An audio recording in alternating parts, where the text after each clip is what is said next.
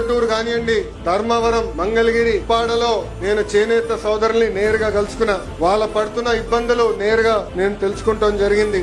ఆనాడు ఇట్లనే ఒక మీటింగ్ పెట్టుకుని చేనేత సోదరులు చెప్పా, చేనేత సోదరులు నేను దత్తత తీసుకుంటున్నానని. కొంతమంది ఎగతాళి చేశారు, కొంతమంది కించపరిచే విధంగా మాట్లాడారు. కానీ నా ఆలోచన ఒకటి, చేనేత రంగాన్ని పెద్ద ఎత్తున ప్రోత్సహించాలి, వాళ్ళ ఆదాయం రెట్టింపు చేయాలి.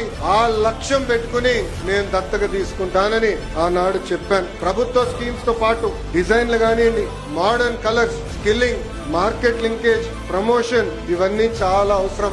అందుకే నేను మంగళగిరి కళాకారుల చేనేత కళాకారు వస్త్రాల్ని పెద్ద ఎత్తున ప్రమోట్ చేస్తున్నాం. కుటుంబం పరంగా మేము ఒక పెళ్లికి వెళ్తే అక్కడ మేము ఇచ్చే చీర కూడా మంగళగిరి చీరనే.